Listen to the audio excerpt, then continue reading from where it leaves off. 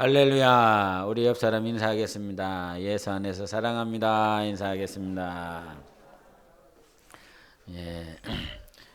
아, 이제 11월 말이 다 돼서 이제 한 달 남았는데 2024년 돌아보시면 어떻게 잘 사신 것 같으십니까? 자, 오늘 말씀은 고난에 대해서 잠깐 나눴으면 좋겠습니다. 고난. 여러분에게는 2024년 고난이 있으셨습니까? 없으셨습니까?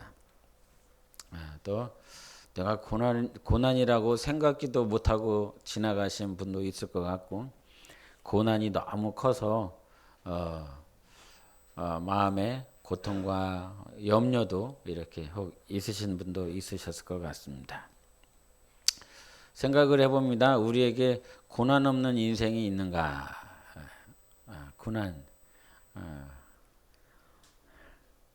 그러면 우리에게 반드시 있는 이 인생 중에 닥칠 고난이 왜 힘들까? 지금 고난이 없는 사람에게는 오늘 말씀이 그냥 꽹과리소처럼 들릴 거예요. 아무 소리도 안 들릴 거예요. 그냥 마음이 그냥 즐겁고 행복하고 즐거운 일들만 있으면 오늘 말씀은 아무런 의미가 없을 것인데, 혹여나 즐거운 마음, 기쁜 마음을 가지고 계시다면 반드시 나에게 닥칠 그 고난과 고통 앞에서 내가 어떻게 하나님을 신뢰하며 살 것인지를 그러한 마음으로 들어보셨으면 좋겠어요. 고난이 힘든 이유는 첫 번째 하나가 내가 제어할 수 없기 때문에 그렇습니다. 하늘을 바라보면 구름이 가고 있잖아요. 구름이 이렇게 바람이 밀어서 구름이 갑니다. 근데 그 구름의 방향을 내가 제어할 수 없죠. 구름아, 저 왼쪽으로 가라, 오른쪽으로 가라. 내가 아무리 소리친다라고 할지라도 그 구름은 들어주지 않습니다. 왜? 바람이 이끌어서 가는 것이지 내가 아무리 소리친다라고 한들 그 구름의 방향을 조절할 수가 없습니다. 고난도 마찬가지로 고난이 힘든 이유는, 야 고난아 2024년에는 오지 마. 이렇게 라고 한다라고 한들 그게 걔가 말을 안 들어줘요. 그래서 즉 제어할 수 없다라고 하는 것입니다.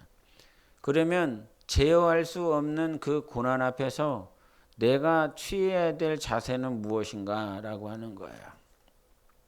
고난은 오지 마라. 고난아 가라. 이렇게라고 한들 이게 안 된다는 거예요. 그러면 나는 어떠한 자세를 취해야 되냐면 그냥 그 고난 안에 내가 들어가서 그 고난 중에 살아내야 되는 거죠. 고난을 내 스스로 통제가 안 되기 때문에. 여러분, 이 송아지는 이게 말을 들으려고 한다면 이 콧뚜레를 뚫어야 되잖아요. 그래갖고 시골에서 이 할아버지가 야 내일 저 송아지 저놈 코 뚫자. 그럼 그 당시에는 어떻게 뚫리는지도 모르고 뭐 하는지도 잘 몰라. 근데 내일 코 뚫자 그러면 이 삼촌들 몇 명이 모여갖고 그 송아지를 붙잡고 콧뚜레에 코를 꽂아요. 그러면 얘는 죽겠다고 하는 거죠. 거기에다가. 근데 이전에는 지가 하고 싶은 대로 막 굴르고 막 저리 갔다 할지라도 이제 콧뚜레를 확 뚫어버리면, 그래서 끈을 달면 이놈이 코가 너무 아프니까 자기 마음대로 못 움직이고 그 주인을 따라 움직인다는 거죠. 고난은 마치 그와 같아야 되는 거예요. 이 고난이라고 하는 콧뚜레에 내가 뚫려 있기 때문에 내가 갈 수 있는 것이 아니라 그냥 그 고난을 따라 가는 거예요. 그 고난을 따라. 우리 출애굽기 13장 21절 보면 제가 읽겠어요. 여호와께서 그들 앞에서 가시며 낮에는 구름 기둥으로 그들의 길을 인도하시고 밤에는 불 기둥을 그들에게 비추사 낮이나 밤이나 진행하게 하시니. 여기에 보면 누가 앞에 가신다라고 그럽니까? 하나님이 앞에 가신다는 거예요. 할렐루야. 하나님이 앞에 가신다는 거예요. 그리고 그 하나님이 앞에 가시면서 우리가 따라올 수 있도록 두 기둥을 주셨는데 하나는 불기둥, 하나는 구름기둥. 그럼 내가 살려면 어디를 따라가야 됩니까? 불기둥과 구름기둥을 따라가야 되는 거야. 광야에서 이들이 힘들었었던 이유는 무엇입니까? 불기둥이 내가 쓰고 싶을 때 불기둥이 좀 서줬으면 좋겠는데 또 내가 가고 싶을 때 움직일 만한 동기부여도 되고 힘도 있고 체력도 있을 때 이렇게 가라고 그러면 내가 참 편하겠는데 그게 되지 않는다는 거예요. 근데 그럼 불기둥과 구름기둥이 내 마음대로 컨트롤이 되지 않는다라고 할지라도 그 불기둥과 구름기둥 앞에 누가 계신다고요? 하나님이 계신다는 사실입니다. 하나님이 앞에 계셨어요.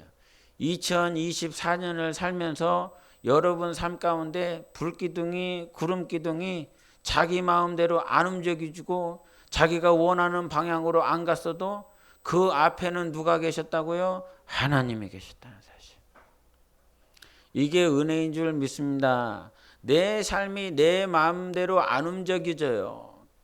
갈릴리에 갔을 때의 그 갈릴리의 삶들, 또 예루살렘에 갔는데 예루살렘에서의 삶들, 요단강에 갔는데 요단강에서의 삶들, 내가 원하는 사람들, 내가 원하는 물질, 내가 원하는 미래, 내가 원하는 장래의 것들이 내 마음대로 안 움직여지지만 하나님은 하나님을 부르신 사람들을, 그들의 영혼을, 그들의 삶을 위하여 항상 앞에서 가신다는 사실을 잊으시면 절대 안 됩니다. 그래서 내 삶에 고난이 언제 올지 언제 갈지 알지를 못해요. 여러분 지금까지 우리가 인생을 뭔가 아는 것 같잖아요. 그죠? 뭔가 지식도 아는 것 같고 뭐 학교에서 배운 것도 같고 뭐 많이 배운 것들이 있는 것 같아. 근데 정작 하나도 몰라. 아는 게 없어. 내일 뭐가 이루어질지 어떻게 알아요? 예? 내일 무슨 일이 벌어질지 어떻게 알아요? 막 학교에서 엄청나게 배운 것 같고 정보가 있고 지식이 있는 것 같지만 내일 무슨 일이 벌어질지 모르는 사람들이에요. 그래서 천문학자들이나 과학자들이나 의사들이 막 현미경을 찾고 망원경으로 하늘을 바라보고 그러면서 내일 어떻게 이루어질지 막 찾아보지만 정작 이럴 것입니다라고 말할 수 있는 것이 하나도 없습니다. 네, 우리가 신앙생활하면서 여러분 정말 유념해야 될 것 가운데 이 성경에는 환란이 등장을 해요. 환란. 그래서 많은 사람들이 물어봐요. 저한테도 물어보기도 하고 또 어떤 토론을 할 때 보면 이 우리가 마지막 끄트머리에 환란을 당할 것인데 이 환란 전에 예수님이 오셔서 우리가 휴거라고 하는 단어를 처음 들어보시는 분은 없죠? 휴거가 뭐예요? 휴거. 우리가 그 공중에 들림받는다라고 하는 것이 휴거라 이 말이에요.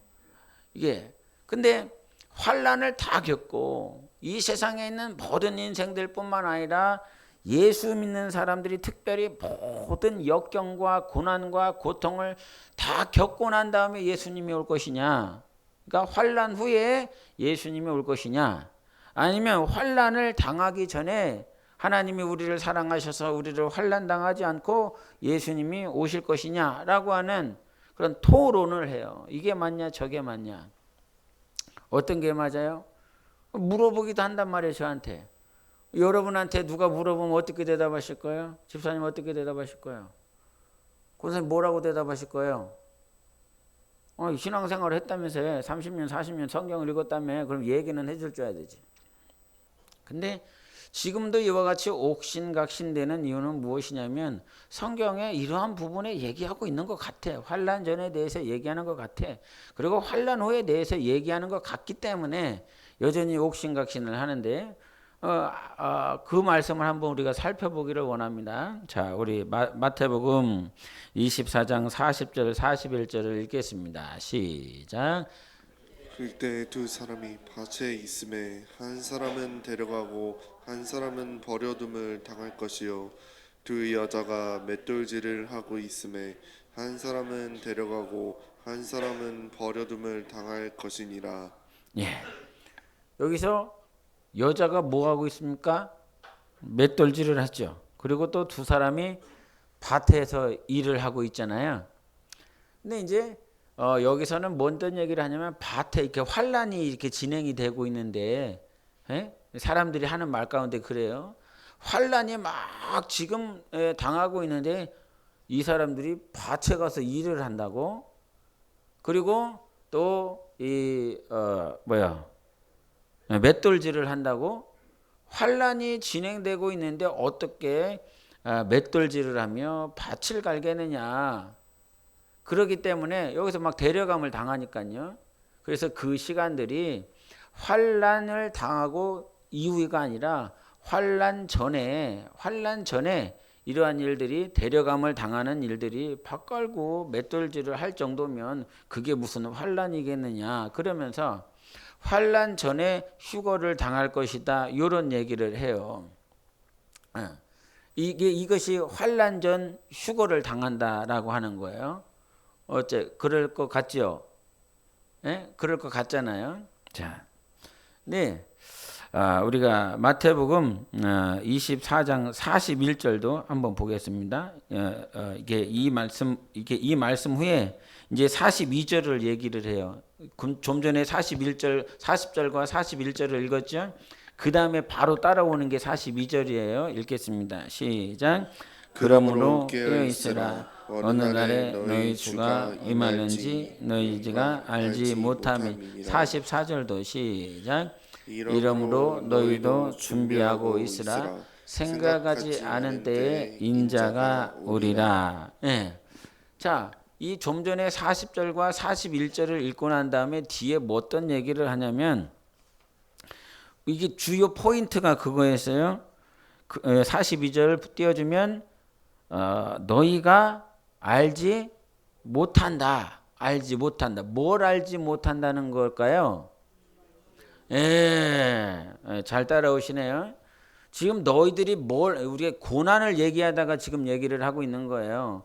고난이 우리 삶 가운데 언제 올지 안 올지 몰라라고 하는 연장선상에서 지금 말씀을 나누는 건데, 환란 전이냐 전후냐 이거에 대해서 얘기를 했을 때 41절과 42절을 읽었는데, 이게 맷돌질하다가 밭을 갈다가 이렇게 올려가는 사람들이 있어. 그러니까 환란 전에 예수님이 오실 것이다, 이런 말을 하는 분들이 있는데, 42절에 보면 깨어 있어라. 주가 언제 임할는지 너희들은 알지 못한다.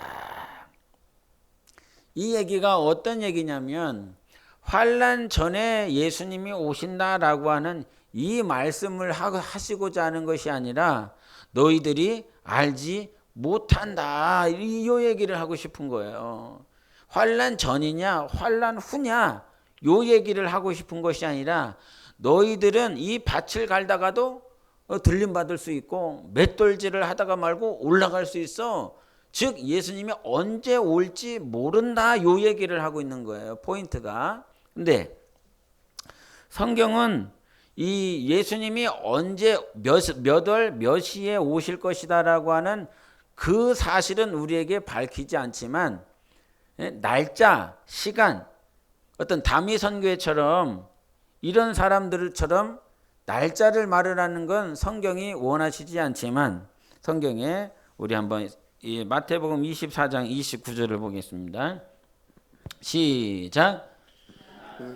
후에 즉시 해가 어두워지며 달이 빛을 내지 아니하며 별들이 하늘에서 떨어지며 하늘의 권능들이 흔들리리라. 네. 여기 뭐라고 나와 있어요? 처음 시작 자체가 그날 환란 후에라고 그랬어요. 환란 후에 권능들이 막 흔들리고, 그 다음에 24장 31절 시작. 그가 큰 나팔 소리와 함께 천사들을 보내리니 그들이 그의 택하신 자들을 하늘 이 끝에서 저 끝까지 사방에서 모으리라. 네. 지금 환란 후 얘기를 하고 있는 거예요. 환란이 진행돼서 환란이 다 통과가 되고 난 다음에 무슨 나팔 소리? 큰 나팔 소리가 있겠다는 거야. 큰 나팔 소리. 나팔을 불어도 완전하게 누구나 다 들을 만큼 큰 나팔 소리가 있겠다는 거예요. 그때는 영원히 들려야 되지 않겠습니까? 그때는 들려야지. 주님이 너희들 다 일어나라고, 다 일어나고. 평상시에는 작은 나팔 소리였었던지 몰라도, 그냥 평범한 나팔 소리였는지 몰라도, 환난 후에, 환난을 겪고 난 다음에 큰 나팔 소리가 난다는 이유는 뭐예요? 너희들 잘 듣고 일어나라고. 이거는 들을 수밖에 없는 거예요. 들릴 수밖에 없는 거예요. 그처럼 큰 나팔 소리를 하나님이 허락하시겠다는 거예요. 그러면 그때는 일어나야 되겠죠? 일어나세요, 제발. 일어나라고. 일어나라고. 네, 여러분, 이게 누가 하신 말씀이에요? 아마 그 옛날에 빨간 글씨 있어요. 거기 빨간 글씨 있어요? 빨간 글씨로 된 건 누가 하신 말씀이에요? 예수님이 직접 하신 말씀이에요. 선지자가 한 말도 아니고 천사가 한 말도 아니고 예수님이 직접 우리에게 하신 말씀이에요. 아까 환난, 그러니까 환난 전에 예수님이 오시냐, 환난 후에 예수님이 오시냐. 즉 환난 전에 예수님이 오신다라고 하는 말은 우리가 환난을 겪는다는 거예요, 안 겪는다는 거예요? 환난 전에 예수님이 오면 우리는 환난을 안 겪는다는 거예요. 그러나 환난 후에 예수님이 오신다라고 하는 말은 무슨 말이에요? 우리가 환난을 겪는다, 안 겪는다? 겪는다는 거예요. 그래서 결론은 뭐예요, 최성아? 환난을 우리가 겪어요, 안 겪어요? 너 있기만 했지? 있기만 해서 모른다니까? 이게 무슨 의미인지를 알아야지. 지금 우리가 뭐 환난을 겪는 사람들이라고, 안 겪는 사람이라고? 환난을, 옆 사람에게 얘기해 보세요. 우리는 환난을 어떠한 사람이라고 얘기해 보세요. 우리는 환난을, 요거 있는데 따라. 우리는 환난을 겪는 사람이라 이 말이에요. 그렇죠? 29절 보이세요? 다시 29절. 그날 환난 후에 즉시 해가 어두워지고 달이 빛을 잃어. 해가 어두워졌으면 얼마나 어두워졌겠어요? 달이 빛을 잃었으면 별들이 막 흔들리고, 그 다음에 별들이 하늘에서 뭐 해진다고? 막 떨어진다니까. 엄청난 일들이 있습니다. 그때가 어떤 때라고? 환난의 때라고. 환난을 다 겪고 난 다음에, 환난 후에 막, 그러니까 환난을 다 겪고 난 다음에 이제 막 하늘이 막 완전히 천체가 난리 법석을 치는 거예요. 그러면 그때 조금 지나면 무슨 나팔이 벌어진다?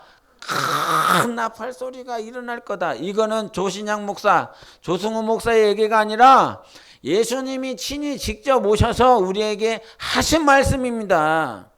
그렇기 때문에 이거를 계시록에서 또 얘기하는데, 29절에는 뭐가 있다고 그랬어요? 환난 후에 해가 어두워지고 달이 빛을 잃고 하늘에서 별들이 떨어지고 권능들이 막 흔들려. 이런 일들을 계시록 6장 12절 시작. 내가 보니 여섯째 인을 떼실 때 큰 지진이 나며 해가 검은 털로 짠 상복같이 검어지고 달은 온통 피같이 되며. 이게 또 계시록에서 여섯째 인을 뗄 때에 이러한 일들을 또 얘기를 해주고 있는 거예요. 자, 그 다음에 31절에 큰 나팔 소리가 난다고 그랬죠. 계시록 11장을 보세요. 시작. 일곱째 천사가 나팔을 불 때에 하늘에 큰 음성들이 나서 이르되 세상 나라가 우리 주와 그의 그리스도의 나라가 되어 그가 세세토록 왕노릇 하시리로다 하니. 또 19절 시작. 이에 하늘에 있는 하나님의 성전이 열리니 성전 안에 하나님의 언약궤가 보이며 또 번개와 음성들과 우레와 지진과 큰 우박이 있더라. 자, 마지막 일곱 번째 천사가 나팔을 부는 것, 그 나팔을 고린도전서에는 마지막 나팔이라 그랬어요. 그리고 예수님은 그 마지막 나팔을 31절에 뭐라고 했다고요? 큰 나팔 소리라고 그랬다고요. 큰 나팔 소리하고 뭐하고 같다고요? 마지막 나팔 소리, 7번째 나팔 소리가 똑같은 얘기라 이 말입니다. 할렐루야. 소설 얘기하는 것이 아니라, 소설을 지금 말하고 있는 것이 아니라 되어질 일을 우리가 지금 듣고 있는 것입니다. 근데 그 마지막 나팔 소리가 나기 전에 뭐가 있다고요? 환란이 있다고요. 환란. 그래서 우리는 환란 전에 나아가는 사람이 아니라 환란을 겪어야 될 사람들이라는 것입니다. 환란을. 그래서 이 환란을 잘 겪어야 되는데, 이 환란이, 이 고난이 우리 삶 가운데 언제 올지 우리는 모른다 이 말이에요. 그러니까 주님께서 너희들 정신 차려 있어야 돼. 깨어 있어야 돼.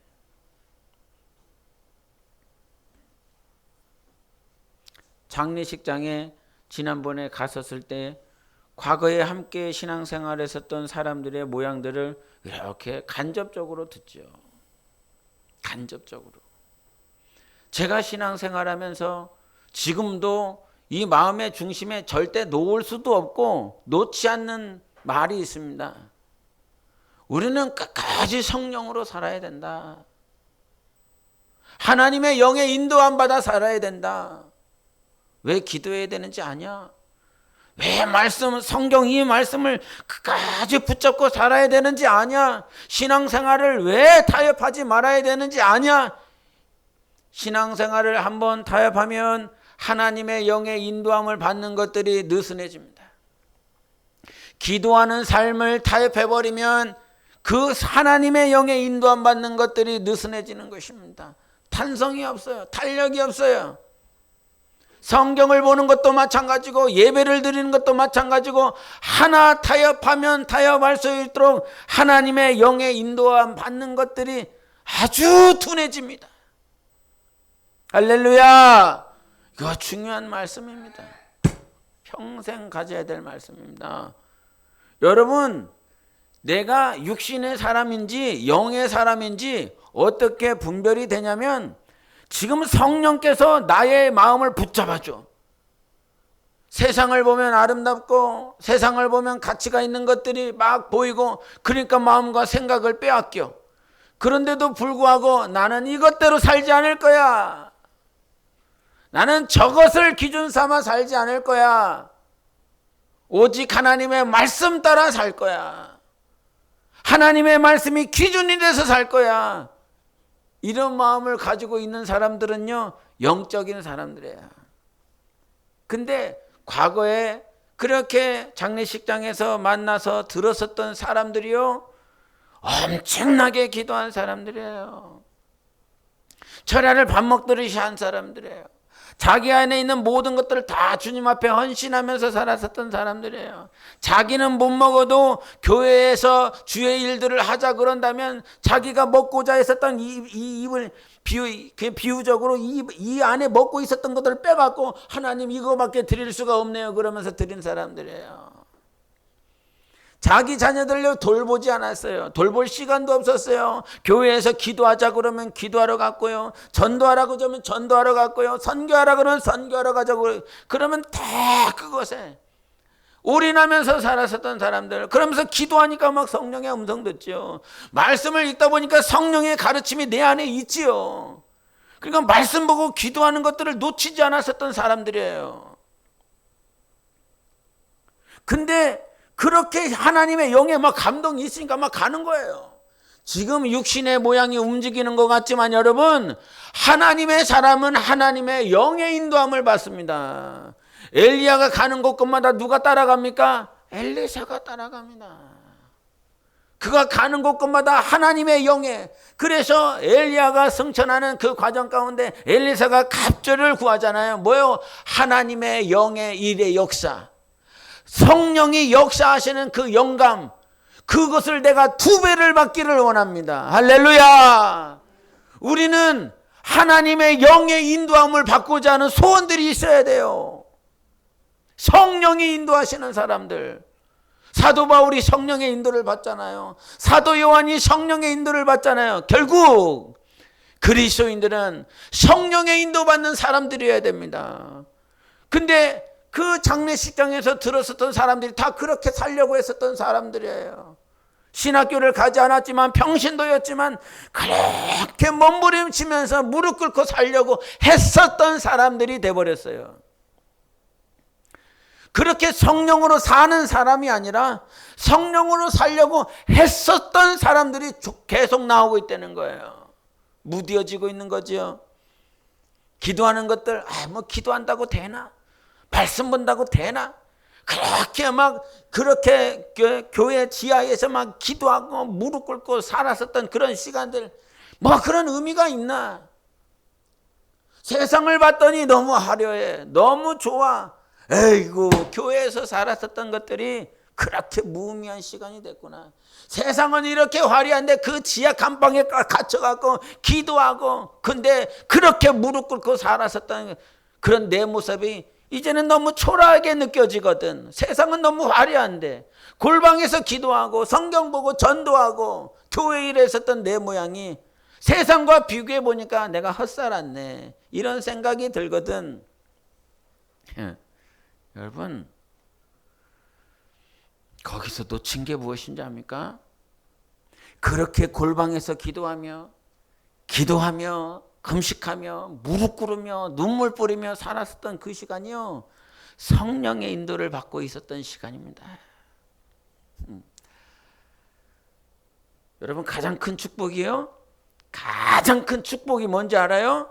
오늘 하나님의 영이 나를 인도하고 있다는 사실이에요. 이거보다 더 큰 축복은 없어요, 여러분.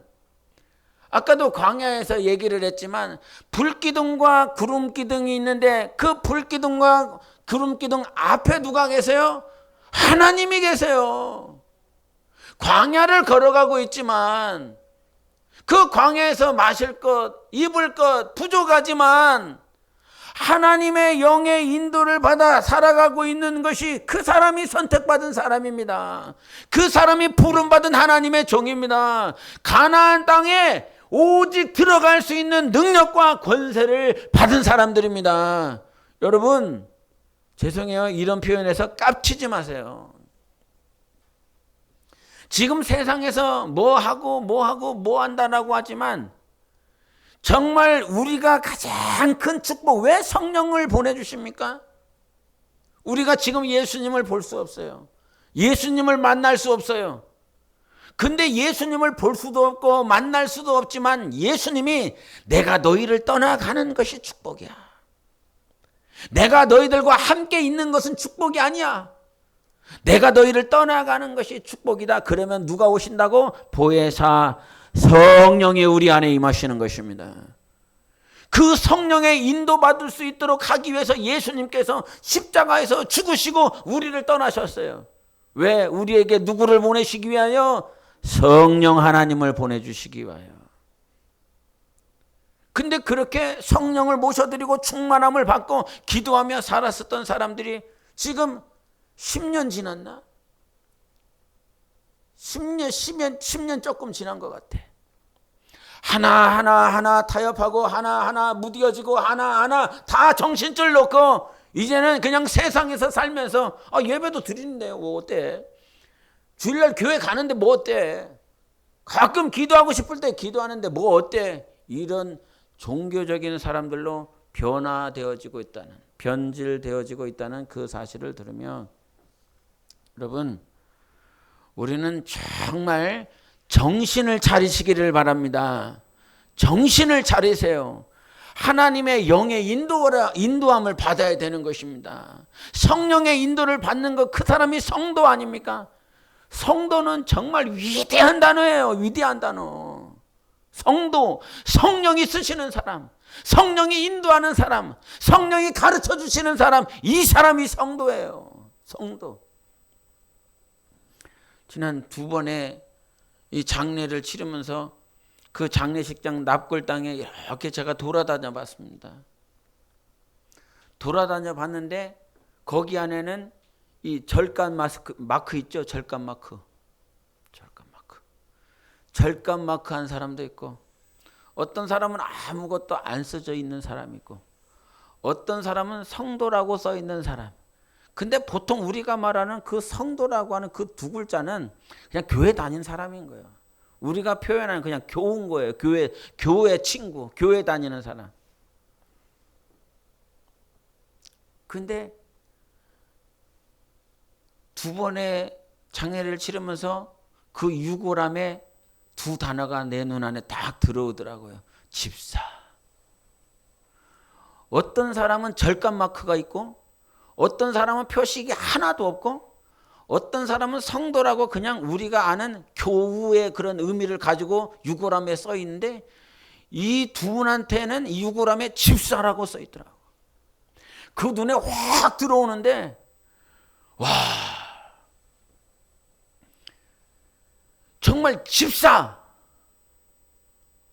성경에서 말을 하고 있는 집사라고 하는 그 두 글자가 유골함에 써 있어. 이 사람은 집사로 살았어. 그러면서 야, 직분이 정말 어마어마한 거구나. 어떤 목사의 입장이 아니라 하나님이, 그래서 제가 그 사진을 찍으면서 이게 우리 송구원 집사님 유골함에는 집사 쓴 거를 내가 봤거든요. 근데 이 김물식 집사님 유골함에는 집사가 있었나 없었나 가물가물한 거예요. 그래갖고 카페에 들어가갖고 사진을 다시 봤지. 근데 그 남편에게는 없는 단어가 여기에는 써 있어. 집사. 엄청난, 정말 그 어떤 것과 비교할 수 없는 위대한 두 글자가 써 있었어. 이 김물식 집사님이 나는 꼬랩이라고, 딸들의 표현에 의하면 그래. 나는 꼬랩이라고. 나는 뒤에 아무것도 없다고. 난 그냥 김물식이래. 예? 근데 나 이제 그래서 집사 임명을 비록 명예의 집사였지만 그 집사라고 하는 그 단어 두 글자를 딱 붙여주면서 이 양반이 감사하며 나 뒤에 뭐 붙었다고. 나 뒤에 뭐 붙었다고. 이전에는 꼬랩이었어. 아무것도 없는 꼬랩이라는 표현을 쓰시더라고. 근데 두 글자 집사 붙었다고. 그러면서 너무 감사하고 기뻐하더라고. 여러분, 직분을 사모하십니까? 하나님의 영의 인도함 받는 것들을 정말 사모하십니까? 왜 한국교회에 힘이 없어지냐면, 왜 성도들이 힘이 없어지냐면 세상 사람들이 사는 것처럼 살기 때문에 힘이 없어지는 거예요. 우리의 힘과 능은 성령의 인도받을 때 능력이 나타나는 거예요. 성령이 우리 안에 충만할 때에 비로소 성도로서의 능력이 나타나는 거예요. 여러분, 하나님께서 우리에게 주시는 수많은 고난이 정말 우리에게 언제 오실지, 언제 떠나갈지, 이러한 표식들이, 이런 사인들이 이렇게 있으면 얼마나 좋겠습니까? 아, 저기서 사인이 온다, 사인이. 고난이 올 거라는 사인이 온다. 그러면 우리가 대비를 할 거지 않겠습니까? 근데 이 열왕기 상이나 하에 보면 이 엘리야가 막 기도하고 엘리사가 막 기도하는 그 틈바구니 속에서 아비라라고 하는 인물이 등장해요. 야, 내가 3년 6개월 동안 비를 안 내릴 거야. 3년 6개월 지났어. 그랬더니 선지자에게 하나님이 뭐라고 그럽니까? 비가 올 거니까 기도해. 이렇게 했습니다. 그래갖고 막 이게 아합도 알아요. 근데도 불구하고 이 3년 6개월이 지나고 난 다음에 이가 선지자가 가서 기도를 열심히 합니다. 7번 기도합니다. 그랬더니 저 하늘에 뭐가 뜨지요? 손바닥만한 조각만한 이 구름이 뜹니다. 그거를 바라보면서 선지자는 뭘 대비하죠? 비가 올 것을 대비합니다. 보여줬어. 아합도 봤어요. 저기 손바닥만한 구름을 바라보면서 이 선지자는 하나님이 역사하고 있다. 하나님께서 비를 보내주실 것이다 라고 대비하기 시작합니다. 그런데 아합은 왕이면서도 불구하고 직접 봤으면서도 불구하고 대비하지 않습니다. 폭우가 쏟아집니다. 엄청나게 쏟아집니다. 그러니까 선지자가 갖고 빨리 폭우가 오니까 아합아 빨리 도망가라고, 네가 있는 성으로 도망가라고. 그러니까 열심히 뛰어가죠. 봤는데도 불구하고 대비하는 사람, 그리고 봤는데도 대비하지 못하는 사람, 부류가 나눕니다. 하나님은 우리에게 사인을 주세요.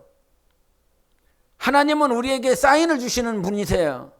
그래서 대비하라고 말씀하세요. 여러분, 바로가 꿈 꾸잖아요. 애굽에서 꿈을 몇 번씩 꿔요? 2번이나 꿨어요. 니네 나라 이럴 거라고. 니네 나라에 이러한 풍년과 흉년이 날 거라고. 근데 자기가 직접 꿈을 꿨지만 자기가 알지 못해요. 그런데 이 꿈을 들은 요셉은 알아요. 하나님이 일하시려고 그러네. 2번이나 꿈꾸게 하신 것은 하나님께서 반드시 이루실 것을 말씀하시는 것입니다. 그러면서 해석해줘요. 직접 자기가 바꾼 사람은 알지 못하는데 꿈을 전해든 사람은 하나님이 역사하실 것을 알아요. 그러니까 하나님이 일하실 것을 아는 사람은 대비하기 시작합니다. 풍년이 날 거니까 이 풍년을 다 감당할, 곡식을 감당할 창고를 막 지으라고. 그리고 이 풍년이 지나고 나면 흉년이 올 것인데 이 흉년 때에도 대비하라고. 여러분, 우리에게 주시는 이 사이클 가운데서, 하나님의 일하심 가운데서 우리는 분명히 하나님을 인정하고 성령의 인도받는 사람들이어야 되는 거예요. 그런데 영혼이 죽었어. 아쉬운 건 영혼이 죽었어. 영혼의 감각이 없어. 성령이 인도하고 있다라고 하는 이 감각이 없어. 좀 전에 얘기를 했지만 너무 안타깝고 너무 아픈 얘기지만, 저보다도 더 열심히 했고 저보다도 더 기도했고 저보다도 더 열심을 가지고 있었던 분들이 하나씩 시간이 지나면서 그들이 그렇게 되고 싶어도 되는 게 아니에요. 타협하면 그렇게 되는 거예요. 말씀 보고 기도하고 예비하는 것들, 신앙생활을 조금씩 타협하면 다 그렇게 되는 거예요. 갑자기 그렇게 되지 않아요. 여러분, 정신 차리시기를 예수 이름으로 축원합니다. 하나님의 영의 인도를 받으세요. 나 영혼아 하나님의 영의 인도를 받자. 시작.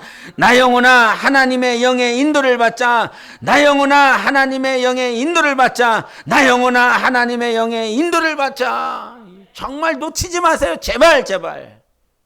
진짜로 여러분. 그리고 고난은 재수가 없어서 오는 게 아니에요. 재수가 없어서, 아주 운이 없어서 고난이 오는 것이 아니라, 우리 마태복음 10장 29절을 보겠습니다. 마태복음 10장 29절 시작.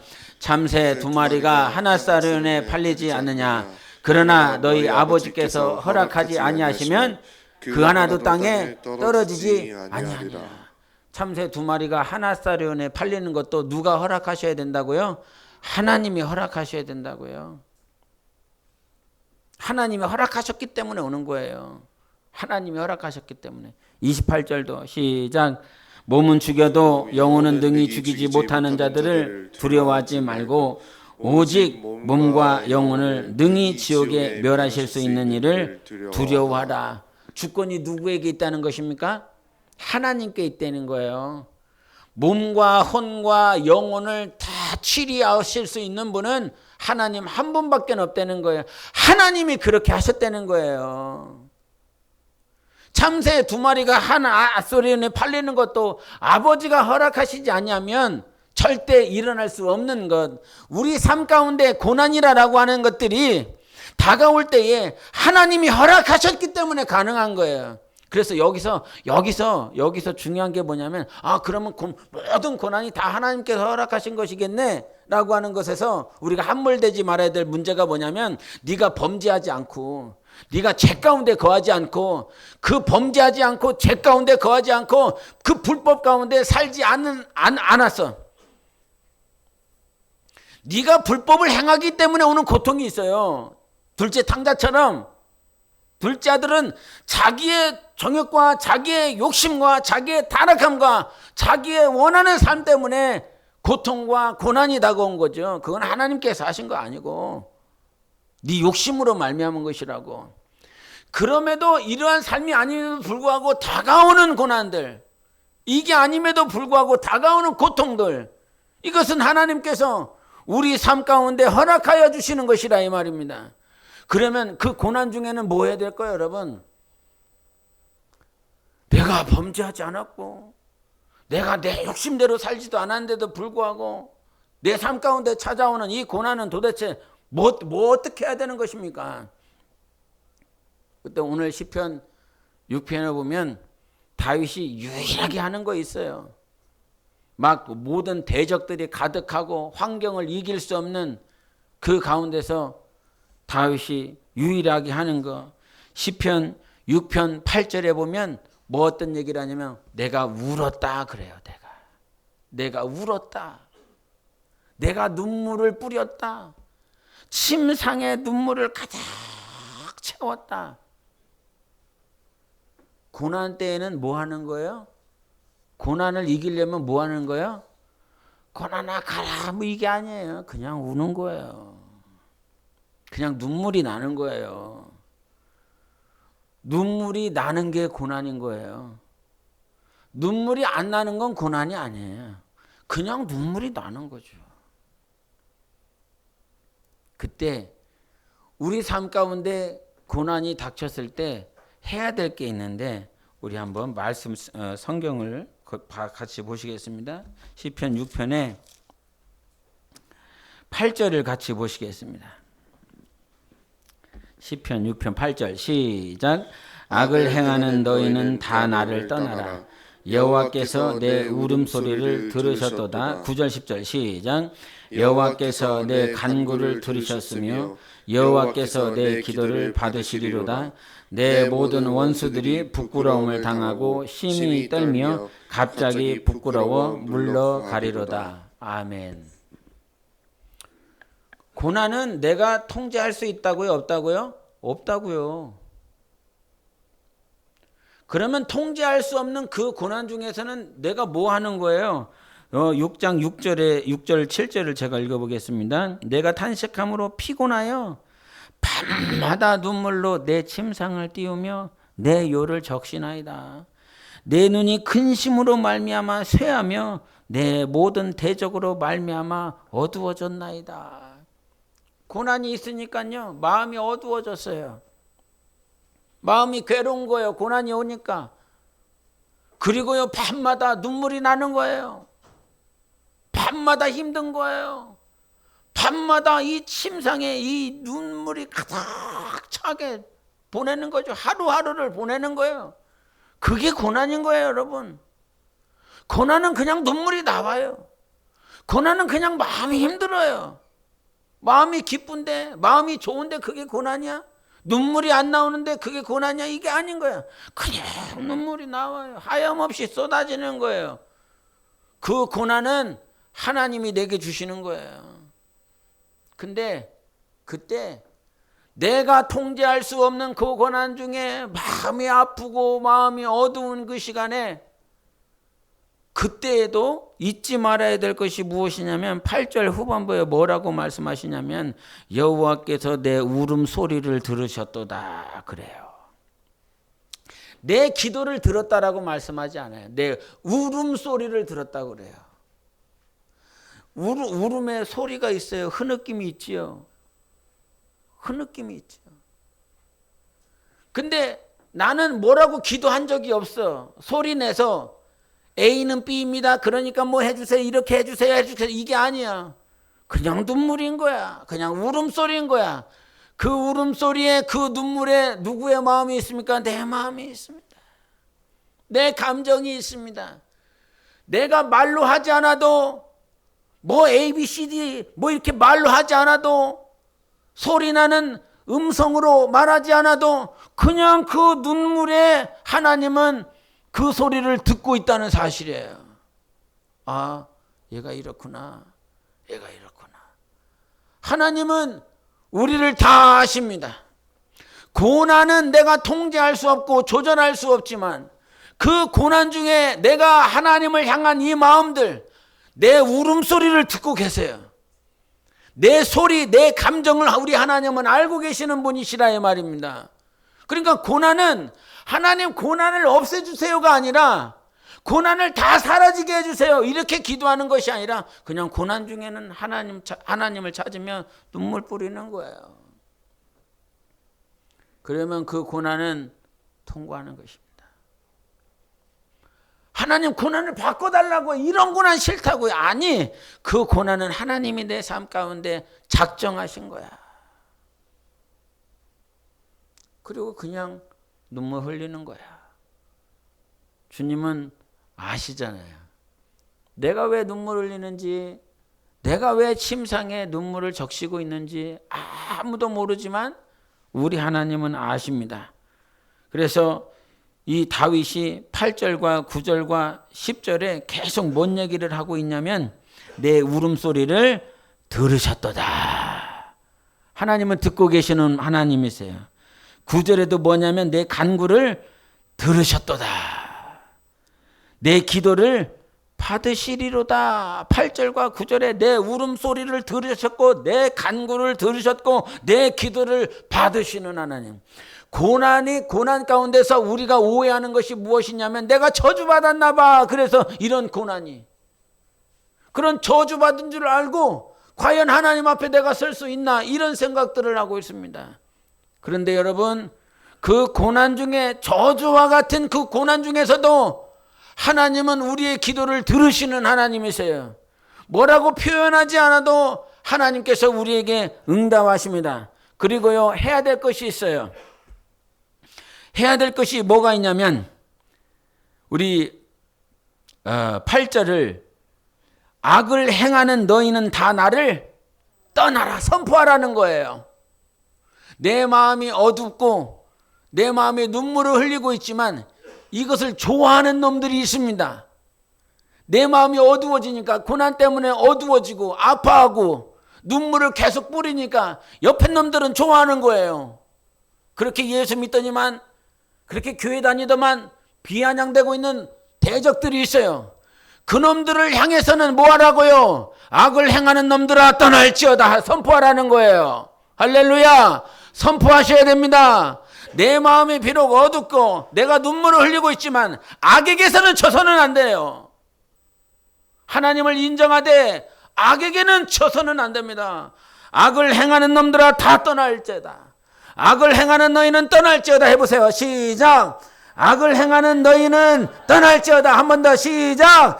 악을 행하는 너희는 떠날지어다. 아멘. 이거는 선포해야 되는 것입니다. 10절에도 뭐라고 그러냐면 모든 원수들이 부끄러움을 당하고 심히 떨며 갑자기 부끄러워 물러가리로다. 하나님은 고난 중에 있는 우리의 기도를 들으실 뿐만 아니라 악을 행하는 자들을 쫓아버리시고 그들을 갑자기 부끄럽게 할 것입니다. 그러니까 악을 상대하면서 싸우려고 하지 마세요. 더러운 것들을 막 그 안에 들어가서 싸우려고 하지 마세요. 악을 악으로 이기려고 하지 말고 악을 선으로 이기라.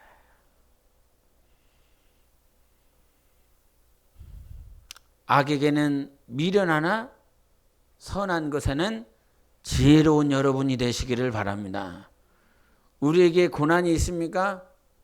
영원히 살 수 있는 기회입니다. 영원히 일어납니다. 영원히.